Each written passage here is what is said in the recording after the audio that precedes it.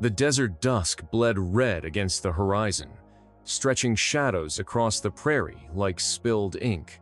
Malachi Brooks had been riding fence all day, his horse lathered, his body weary, when he heard a sound that didn't belong in the empty reaches of cattle country. It was faint at first, carried on the wind, but distinct.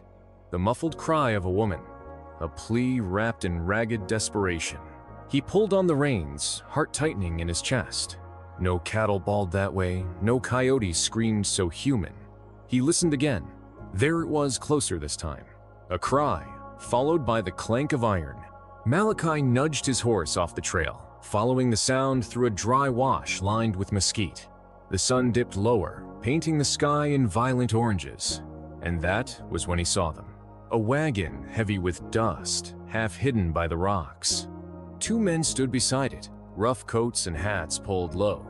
But it wasn't the men that froze Malachi's breath, it was the woman. She was bound hand and foot, chains glinting dull in the last light. A torn wedding dress hung from her shoulders, its white silk dirtied, her veil ripped away. She knelt on the ground like discarded property. Her face was streaked with tears and dust, yet her eyes burned with something fiercer than despair, defiance. One of the men spat and yanked her upright by the chain. "Get used to it, missy. You're going where you belong." Malachi's pulse hammered. He had seen violence before, men treating others like cattle, but this was different. This was a bride, dragged like livestock across the prairie. He eased his hand to his revolver. "Evening, gentlemen," he called, voice steady. His silhouette cut against the fading sun, his horse stamping the dry earth. Both men turned, hands hovering near their belts. "Ain't your business, cowboy," one sneered. "Looks like a woman in chains is everyone's business," Malachi replied.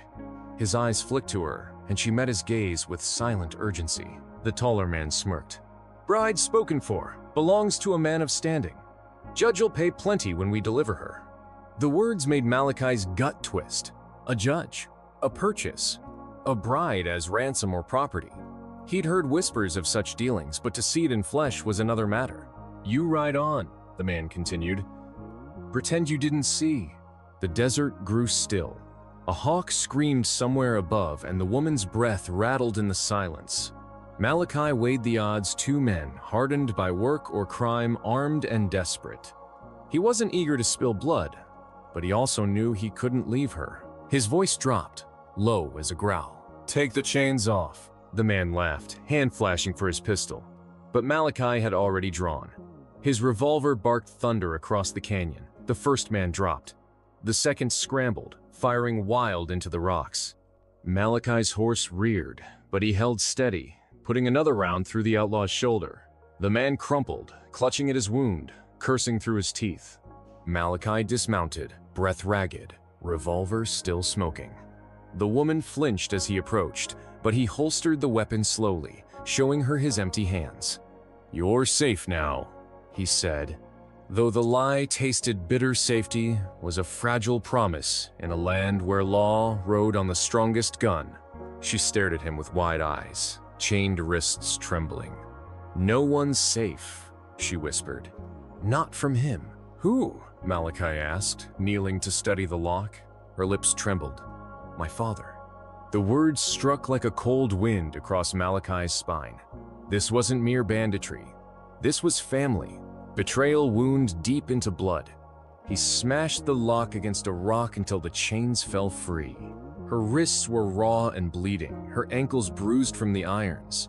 Malachi offered his hand, and after a heartbeat of hesitation, she took it. "Name's Malachi Brooks," he said softly. She swallowed hard. "Elena." The name clung in the air, fragile and sharp. Elena, a bride in chains, running from a father who sold her future like cattle. He lifted her onto his horse, swung into the saddle behind her, and rode hard into the darkening prairie. Neither spoke for miles, the only sound the horse's hooves striking earth, the wind biting cold against their faces. Finally, Elena whispered, voice breaking, "He'll come for me. He always does." Malachi's grip on the reins tightened. "Then let him come." But even as he spoke, he knew the prairie wouldn't stay quiet for long. They reached Malachi's ranch under a swollen moon, its pale glow casting silver across the pastures. The cabin lights spilled warm from the windows, a fragile beacon against the vast darkness. Mrs. Crane, the widow who kept house for him, opened the door, her lined face stiffening at the sight of Elena, a torn bride, trembling and haunted, chains dragging from her arms. "What in heaven's name?" she began. "She's staying," Malachi said firmly. The old woman read his tone, said no more, and guided Elena inside. The bride sank to the wooden floor, clutching a blanket as if it were the last thing tethering her to life. Her eyes were distant, seeing ghosts. Malachi cleaned his revolver by the fire, though his mind was miles away. He couldn't shake her words, "My father." By dawn, the answer rode in with dust and hooves. 4 riders approached, their silhouettes black against the rising Sunday. Malachi stepped onto the porch, revolver at his hip. The lead rider wore a black coat that fluttered like crow wings. His face was stern, cut deep with lines, silver threading his hair. He dismounted with the calm of a man who never questioned his own power. "Mr. Brooks," he said, a voice rich and dangerous, "you've taken something that belongs to me." Behind him, Elena appeared in the doorway, her breath catching. "Cain," she whispered, terror clawing through the word. "Her father." Cain's pale eyes fixed on her, and a thin smile curved his lips. "Hello, daughter." The other riders shifted, hands near their weapons. Malachi stood tall, every nerve alert. "She's not property," he said flatly.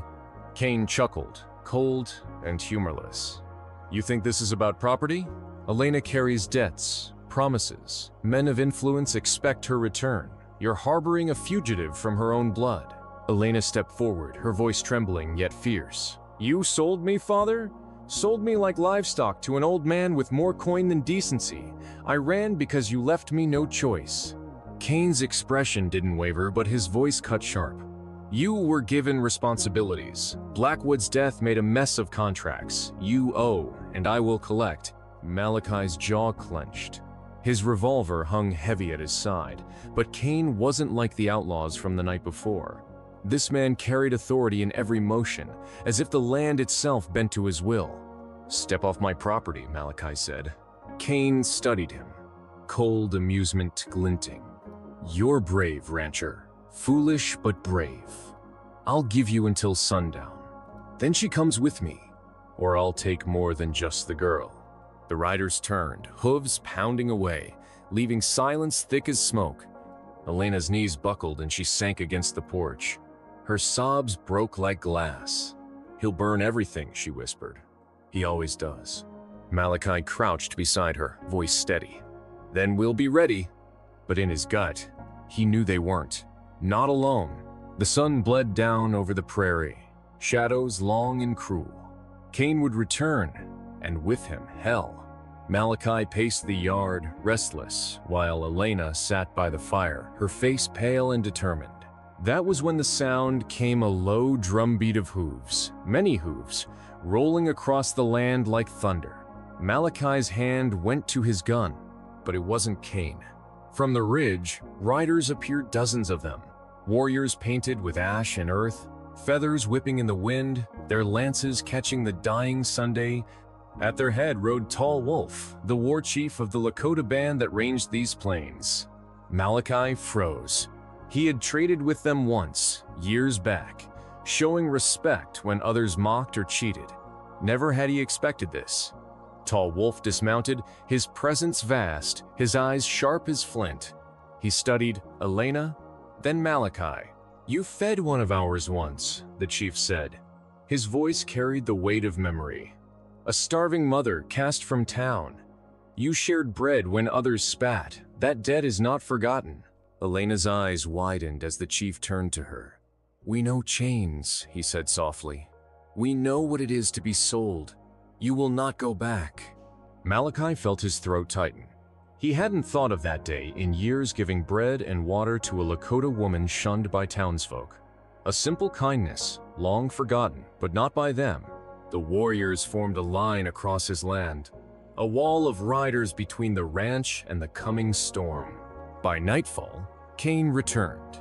Dozens of his own men rode with him, torches flaring, guns glinting. He expected to find one rancher broken beneath his will. Instead, he found a warband waiting, silent and immovable. The prairie held its breath. Cain's horse snorted, restless beneath him. His men shifted, uneasy under the painted eyes of warriors who did not fear death. Malachi stepped forward, revolver in hand, Elena beside him. "You'll not take her," he said. His voice rang steady in the torchlight. Cain's pale gaze flickered across the warriors, calculating. For the first time, doubt cracked his mask. He spat into the dust. "This isn't over," he growled. He turned his horse, leading his men back into the night. The warriors remained until dawn, silent sentinels. When the first light broke, they rode away, leaving only hoofprints and the echo of drums. Elena wept quietly, relief and grief tangled together. Malachi rested a hand on her shoulder. "You're free now," he said. But he knew freedom was fragile.